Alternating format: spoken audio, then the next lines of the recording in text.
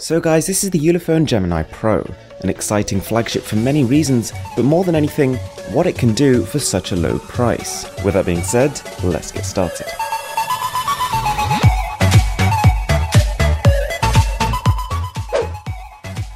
So I thought it'd be a pretty good idea to start this video with an unboxing, because primarily for a $250 flagship, what we're getting here is a really nice bit of presentation.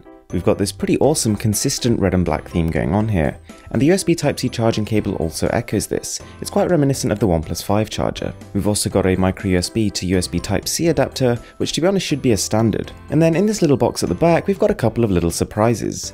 Not only have we got the ejecting pin and the instruction manual, but also a tempered glass screen protector and a really impressive leather feeling case.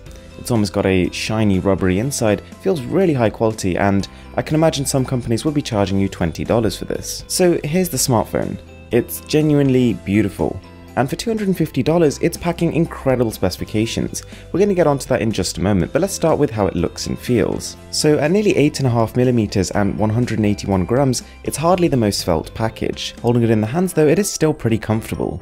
The weight is evenly distributed, which means you don't really notice most of the time, and also the curved corners means your hands can slide over quite nicely.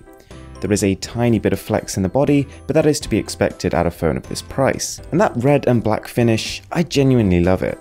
I mean, I can kind of see why more mainstream manufacturers stick to the blacks, the greys and the golds, but here it is such a refreshing change. So the display we've got packing is a 5.5-inch 1080p panel. It's backed up by Gorilla Glass 3, which is a fairly old technology but nonetheless still has some scratch resistance. It's got only an average level of brightness, but the colour reproduction was quite nice.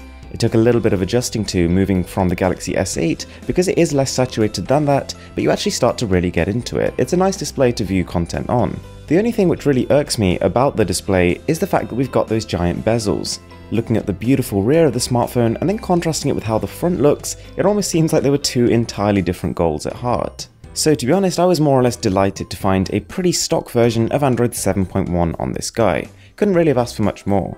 There's a little bit of a dark theme going on, quite a nice adjustment and a refreshing change, and there are a couple of extra features on top. Something I really like is you can substitute the navigation bar with the home button.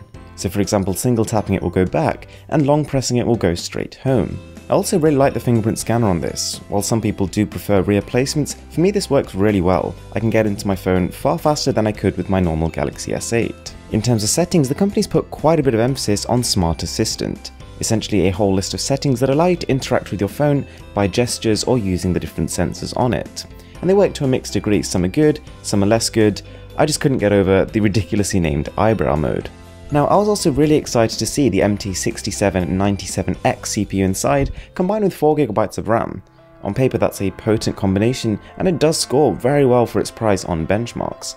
I mean, 83,000 on Antutu is theoretically enough to do anything you'd want to do with your Android device. The operating system performance is really fast, very fluid, there's no performance hiccups whatsoever. Sometimes you forget that the phone is $250. On top of that, the RAM management here is actually far better than even what I've seen on devices with even more RAM. It works well to multitask, and gaming performance absolutely shines. You may have a slight compatibility issue with maybe 1 or 2% of the apps and games you want to use, but apart from that, the performance is more or less flawless. There is no game that you'll feel limited by or that you won't be able to play just because it's not fast enough. I also found application performance, things like photo and video editing on the phone, were really good, they were really quick. But the only thing worth noting is that with some tasks, not all, just some things, there is a little bit of an input lag between your action and the actual output. It's not a huge deal, it probably happens on a lot of phones like this, but it is noticeable.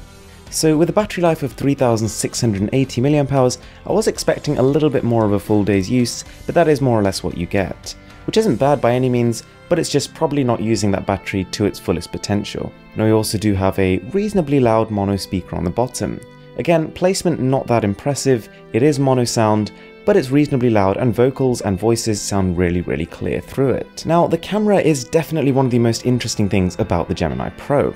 We've actually got a dual 13 megapixel sensor here, one monochrome and one RGB, and those are meant to work together to create really impressive bokeh effects.